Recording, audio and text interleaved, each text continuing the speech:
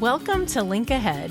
This year, one of the most iconic events in golf, the Memorial Tournament, turns 50. That's 5 decades of honoring the game, celebrating excellence, and making a real impact here in Dublin and across Central Ohio. And at the center of all this is someone whose name is synonymous with the sport in this community, a hometown legend, a champion, a designer, and through his family's generosity, someone who's changed lives for generations. We have the GOAT, Jack Nicklaus. Welcome to Link Ahead. It is an honor to have you, sir. Thank you. Thank you. So the Nicklaus family has been a really big part of our show over the last few years. We talked to your son, Jack Nicklaus Jr., a couple of years ago. Last year, we had the pleasure of talking to Barbara. And so to have you with us, we just feel really fortunate. Good. Well, let's start with Barbara, because the two of you have really built something special here in Central Ohio, where you both grew up. So when you step back and look at everything you've created together, what part of that legacy feels really personal to you? Yeah, we grew up here. I wanted to bring golf back in a significant way to a town that had supported me as I grew up, and where I grew up, and going to Ohio State, going up to Arlington, and then going to Ohio State, and then playing and watching Ohio State football everybody watched Ohio State football as a kid when I grew up. Still do. And still do. Yeah. And then I started playing the tour, and I saw that, outside of about 6 Ohio State football games, there really wasn't much going on in Columbus, Ohio. Back in that particular time, there wasn't anything else. Right. We didn't have any other sports. They had a minor league baseball team, and didn't have hockey back then. And the idea was to bring the game of golf to Columbus in a major way, and to showcase it to all the people in Central Ohio. But to do that, you needed to get a golf course. You needed to get a significant golf course. You needed to have, a sponsor. You needed to have, as we have now, 4,000 volunteers. Yeah. You needed the support of the community. We moved to Dublin, so we needed the support of the city of Dublin. Many things had to happen to make it work. Well, we'll actually talk golf here in a moment, but we know that your charitable efforts are off the charts. You and Barbara have helped raise tens of millions of dollars in Central Ohio through the tournament, and more than $100 million through your foundation to support children's health. How important is that legacy for you? No, it's very important, obviously, but we started back when our daughter Nan was 11 months old, and she was choking, and we didn't know why. That turned out to be a crayon in her windpipe, and Columbus Children's Hospital, now nationwide, went down and got that out and dropped it in her lungs, went to pneumonia. Barbara and I said if it was ever if we were ever in a position to help others, we wanted it to be children. So the Memorial Tournament has been the beneficiary, or I shouldn't say that, the Children's Hospital has been the beneficiary of the Memorial Tournament ever since it started. And then as time's gone on, and we're sort of the co-recipients of our Nicklaus Children's Healthcare Foundation Memorial Tournament, but we leave it in the city where we get it. So we've never taken a dime out of Columbus for the hospital or our foundation. Then 21 years ago, we were in Florida, and that's where we raised our family, and we either had to go to Orlando to get children's health care, or to Miami, and that's a long way for us. It's, it's a couple hours either direction. And so the Honda tournament moved to our area, and a fellow named Fred Millsaps came to us and said that what we've always benefited children's charities. What in this area? And I looked at Barbara, and she looked at me, and we said it's time to start that. So we went for it, and since that time we've started the foundation, and then we ended up making a relationship with Miami Children's. Miami Children's then decided that they were a very regional name, so they wanted to use our name if they could So we supported that. We obviously had to give a donation from a foundation to raise some money. So we did that. So it's now Nicklaus Children's Hospital, the whole health system, Nicklaus Children's Healthcare System in Miami and South Florida. We have 30-some outpatient clinics up and down the east and west coast of Florida now, and we've raised a little over $250 million Wow. for in that foundation. And then the tour came to us and asked us to help with the Children's Miracle Network hospitals, and our hospital down there and the Nationwide Children's here are both the Miracle Network hospitals, and they wanted to raise $100 million in 5 years, and we said we would go for that program. That's where we started the Play Yellow campaign. At that, for about 4 years, we'd raised about 140. So we said, well, maybe we just keep on going. So we'll continue. We just keep going on that, and then we've been involved with other charities in various other cities and so forth. So I don't know what Barbara and I've been involved in, but it really doesn't make any difference. The number is not important. The importance is that there's been a lot of kids that have been helped by a lot of people who cared, and they took the guidance that Barbara and I they trusted us with their money to help others, and I guess we've delivered on a good scale, and, Right. and people have trusted us, and we appreciate that very much. And it's been a whole new thing for me. I started Barb for the first 40 years of our marriage. Barbara supported me, and I didn't. And so since I quit playing golf, then it's my turn to support her. So this was her thing, and we got into it. I've had a blast at it. I've just absolutely had more fun, being involved in the charities and being part of supporting my wife and supporting what's going on. So it's been a long story, but it's been a very rewarding one from a warm feeling about it, and a lot of people would benefit. So we're very proud. What an amazing legacy. And I know when we talked to Barbara last year, she talked about getting some cards in the mail of people sharing their stories about the impacts that it has, and they don't have to drive as far to get care, and it really has changed a lot of lives. So it's great to hear you reflect on that. So let's go back to the early 70s. And I heard you talking at the Legends Luncheon about, there were some other options, but what made you look here in Dublin and say, this is where we should build? Well, we looked at several pieces of property. This was one of them, and I don't remember if this was the first or the second or the third. It was one that I'd been on as a kid. Sort of walked through it in the farmland up here with my father.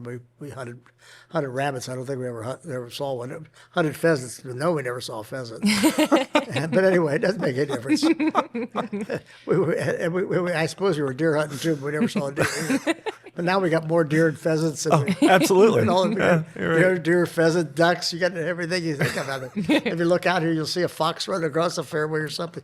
We got a lot of wildlife has come about because of it. Right. And I forgot what your question was, but how we picked this spot. Yeah, absolutely. So anyway, we looked at it, and I finally ended up the first piece of property here.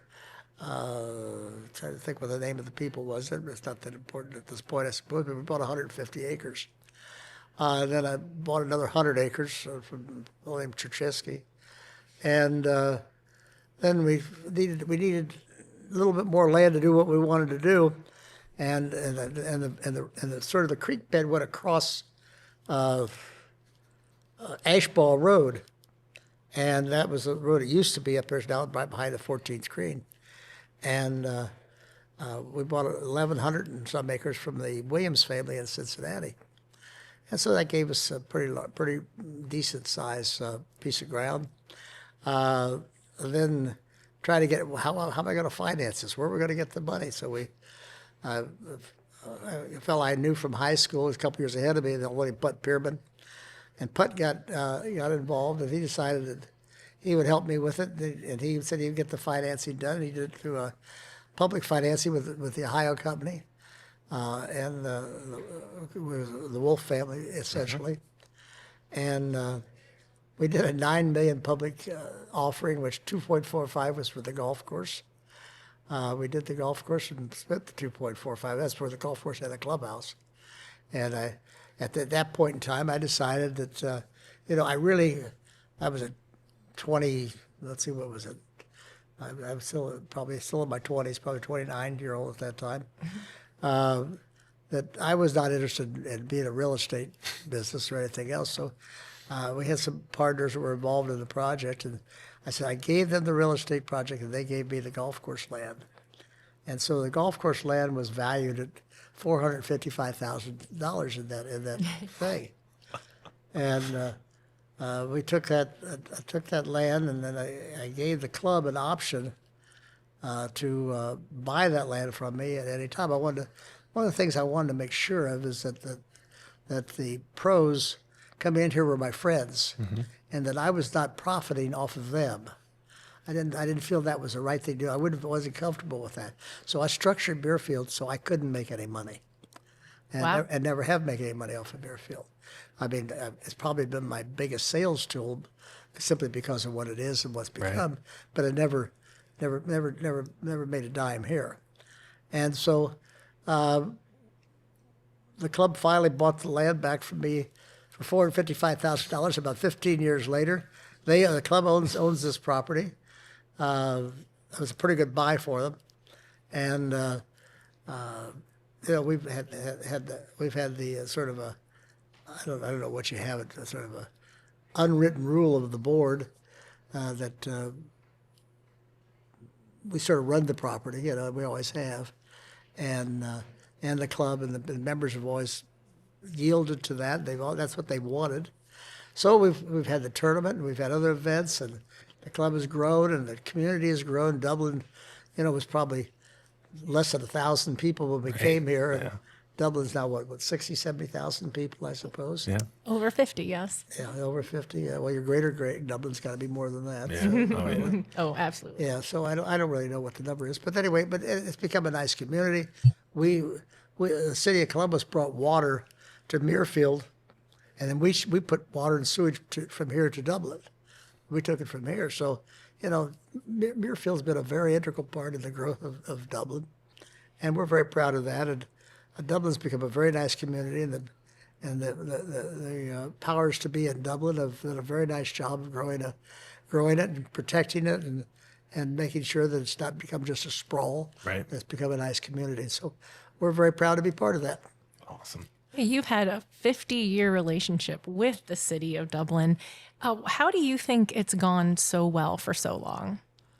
Well, I think like any relationship is that if you're gonna, I mean, Barbara and I have a saying that what we do is what makes a successful marriage, and we say it's about 95% give and 5% take both ways. And so, in many ways, that's what we try to do with our relationship. I've always felt that I would rather give more than I take. So we've always wanted to make sure that the Dublin and the people around here knows that Muirfield wants to contribute more to you than we want back. But in doing that, Dublin has worked very much with us to make sure that this becomes part of their city, part of the event becomes part of them, and they've done a very nice job. They're very proud of it, and we're very proud to be part of Dublin. Awesome. I want to kind of talk about the tournament itself just for a minute. Like, when you're watching the tournament, your eye is different than everybody else's eye. You've seen things that no one else has seen. What's something you notice when you're watching that most fans watching at home would never notice? How would I know that? I have no idea what I would see and they don't see.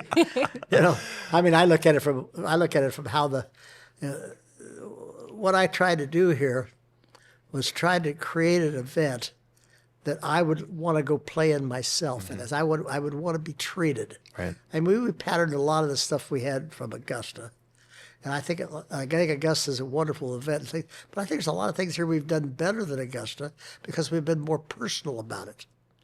And I'm not knocking Augusta because I love Augusta. And don't get me wrong, I don't mean that. I mean anything at all, because Masters is an unbelievable tournament and an unbelievable event. But we've I saw it. I like to see how I'd like to have the locker room created. I'd like to see how the players are treated in the locker room. I'd like to see how the practice range is, what the facility is, how the preparation of the putting green and the relationship and how the players can get to and from and move through and how taking care of their families. Where we're sitting right now is player family dining here in the founders room. And, it's, all the things that I would like to see happen in a golf tournament. If I were playing, I wanted to bring here. And that's what we've tried to do.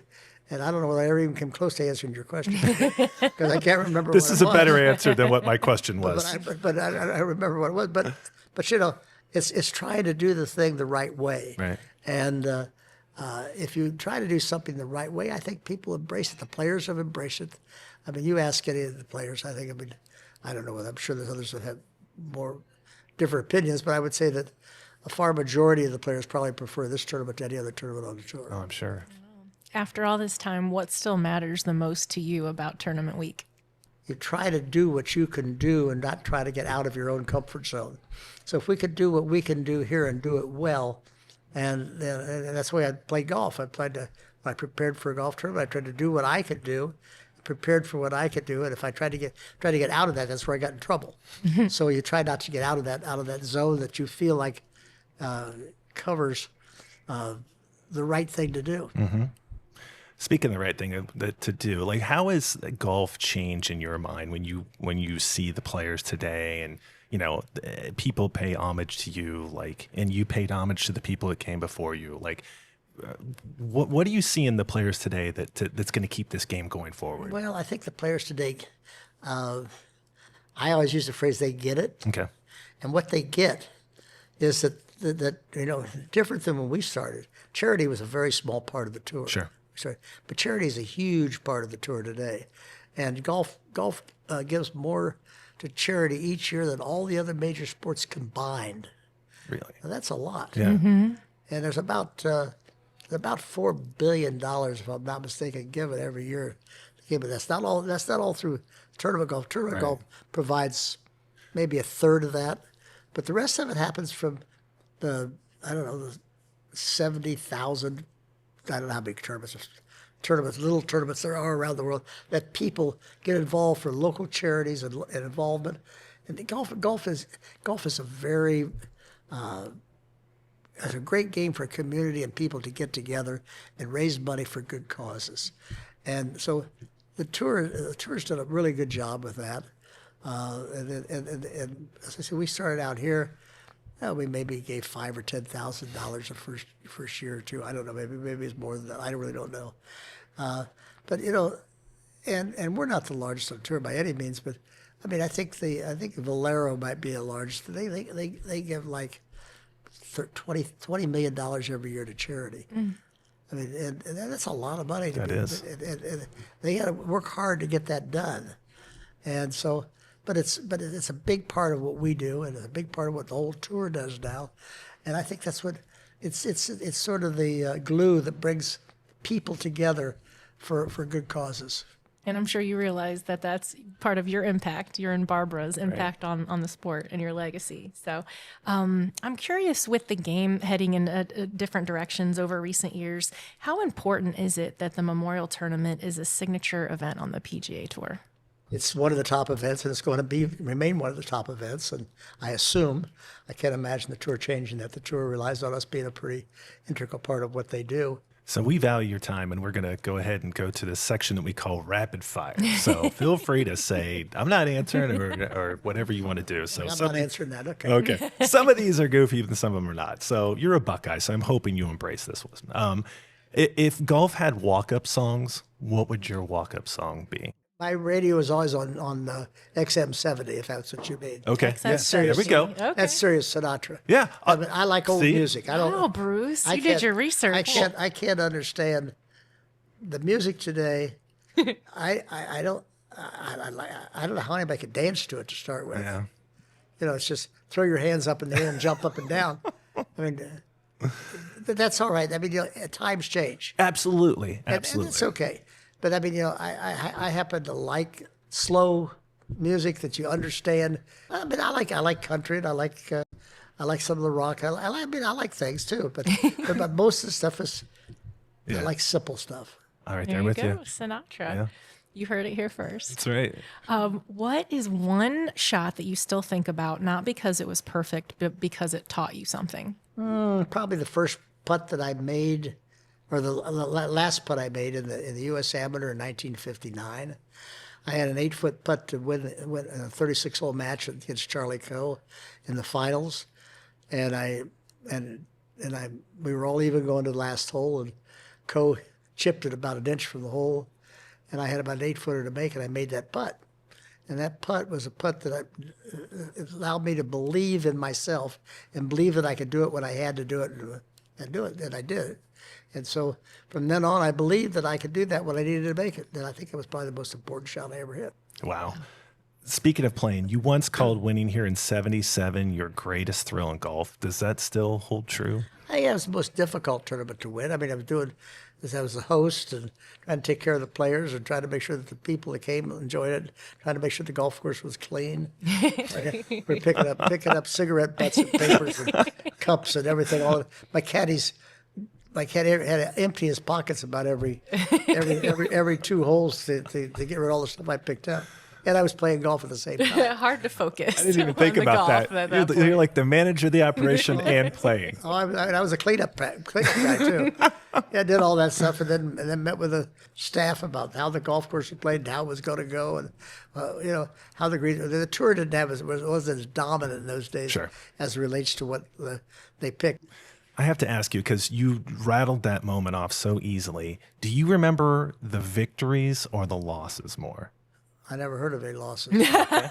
That's the best answer I've heard today. Yeah, I mean, basically, you learn a lot from when you don't win. Right. You understand. You get to figure out why you didn't win, why you did this, why the mistakes you made, and then you need to put those in the perspective of how to use them to help your benefit. But you also got to learn that when you win, why did you win? Right. And how did you do that? How did that happen?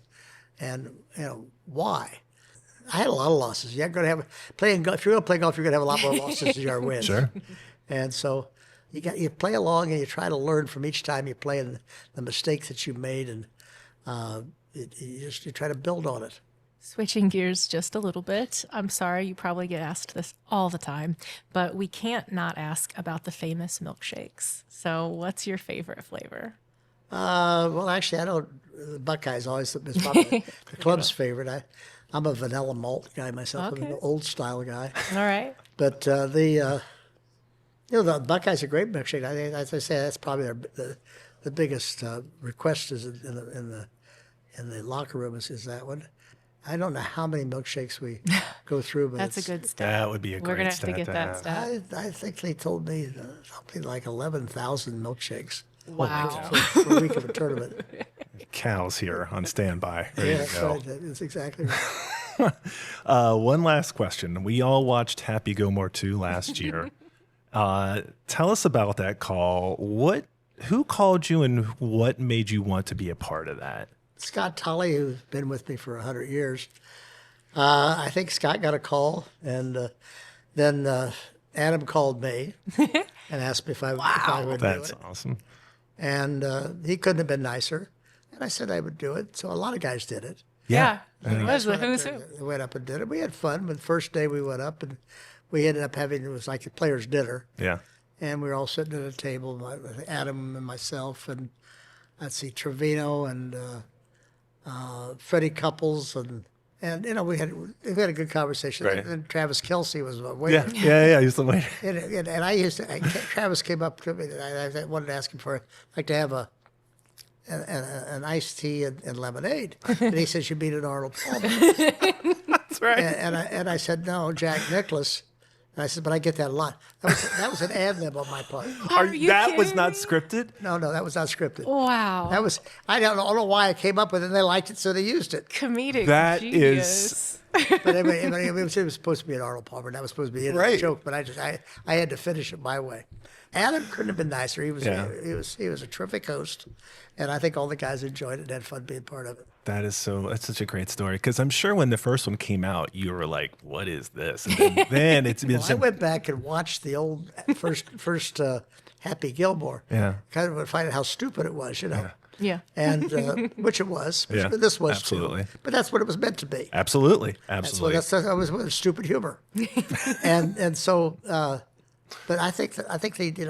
I think they really did a good job as a sequel. Right. I think they did a nice job. I think they pulled it off, and I think more people probably enjoyed the second one more than the first one. Absolutely. Well, I and the agree. cameos made it. That's it. That's You it. had a lot of golfers that gave their time to be part of that. Right. I mean, you saw all those guys. I love Scotty Scheffler. He didn't want to leave jail because he was getting better food there. I like that. That was a funny line. Yeah, it was a good line. A lot of good lines. A lot of good lines in it. Well, that was awesome. All right, Jack, thank you so much for joining us today, and we appreciate your time, and thank you so much for being a part of Dublin and part of this community. Well, I appreciate that. The Memorial Tournament loves being part of the city of Dublin, and we enjoy the support we get from the city, and we thank you for all the support you're giving us. And Love to have you. What a true honor. And we can't wait to see you back here in Dublin for the Memorial Tournament 50th anniversary, June 1st through the 7th. right, I look forward to it.